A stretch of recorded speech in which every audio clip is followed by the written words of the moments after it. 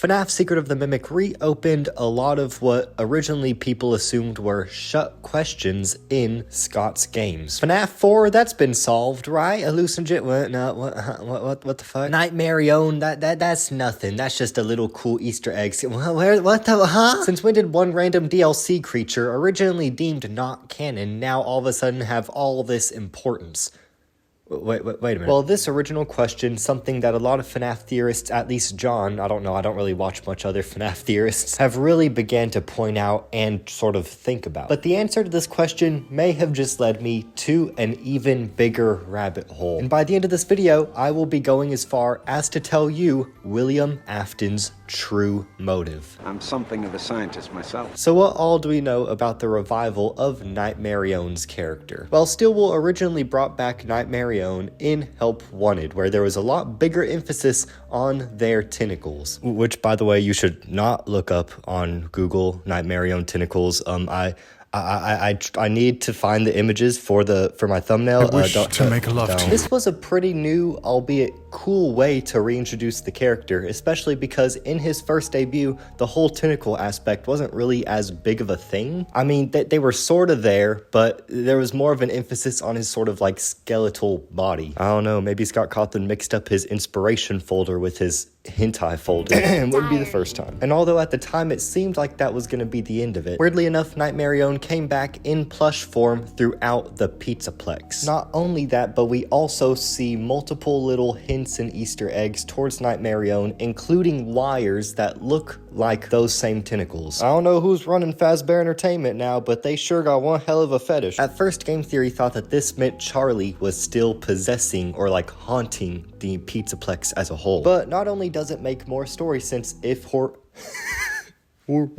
her soul's finally laid to rest considering her father's speech. But considering that there's specifically Nightmarionne plushes placed throughout the Pizzaplex, it seems like a reference more towards them rather than Charlie. And you know, these Nightmarionne plushes may be William Afton because god damn it, they just keep coming back. Whether it's in Ruin, whether it's in Help Wanted 2, they're always fucking watching. In Princess Quest, what the hell? Now it seems like we were about to get answers towards what the fuck is going on with the new teaser for Secret of the Mimic, featuring what at the time looked like a brand new puppet box with a brand new puppet-esque creature. I mean, close enough. And sure enough, not only can you hear Nightmarionne's jump scare sound in Jackie's jump scare, but also as that game goes on and as Jackie becomes more and more damaged, she begins to look more and more like Nightmarionne, with stripes on her arms and tiered oil shits on her eyes. Oh yeah, I also forgot to mention a lot of staff bots resemble Nightmarionne, including the ones that Glitchtrap ordered to kill you at the end of Help Wanted 2. So now with that brief history out of the way,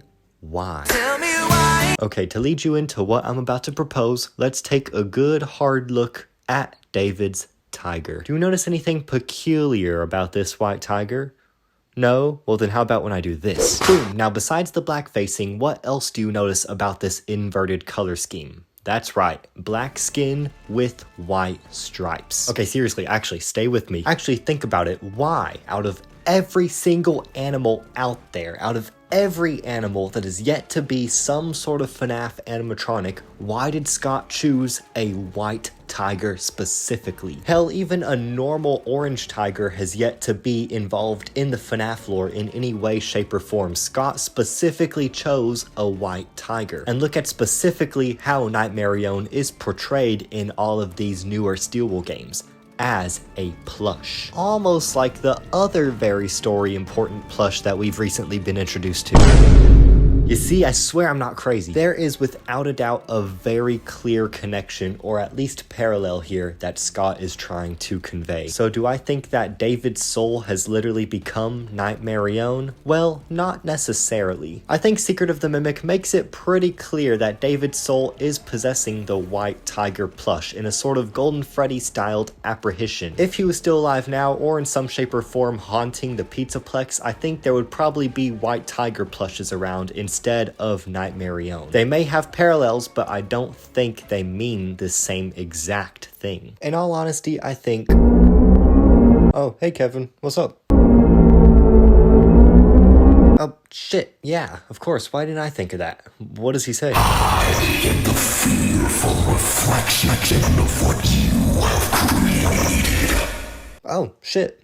Well, I guess there's no point to do this video anymore. That solves that. Who's the marionette? A fearful reflection of what you've created. Thank you, Kevin. So if Nightmarionne isn't exactly David, but is somehow connected to David Murray, but at the same time is the reflection of what William Afton has created, then does this imply that David Murray is an Afton creation, created by Afton's sperm? David Murray is the result of an affair.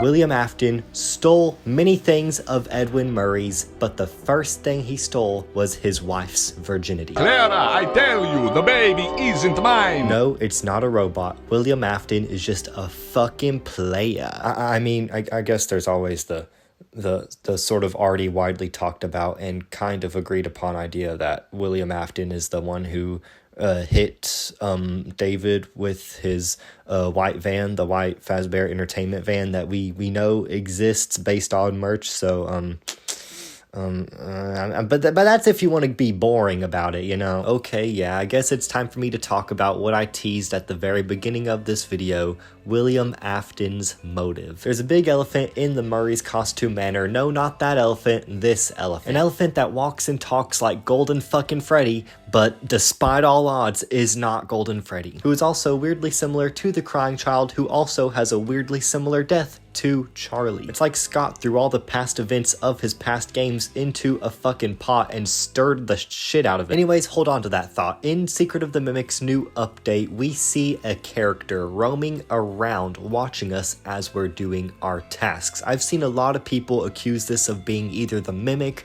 or Edwin Murray, but for some reason I haven't heard anybody talk about the possibility of this being the man who, oh, I don't know, owns the building now, William fucking Afton.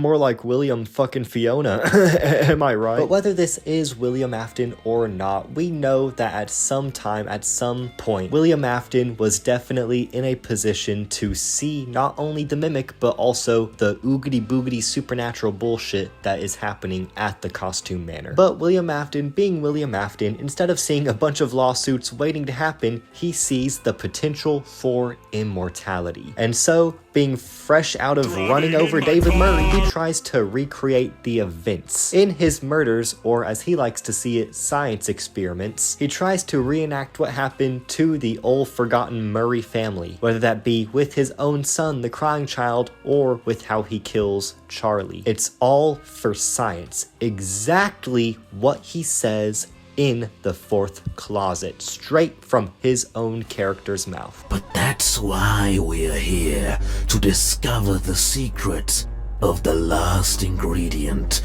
the spark of life. Sometimes great things come at a great cost. We are here to recreate the accident, to replicate older experiments. Literally recreate the accident. Despite our past theories, William has never been a family man who was broken from the crying child's death. He was never a good guy turned crazy or evil. He was always a man of science.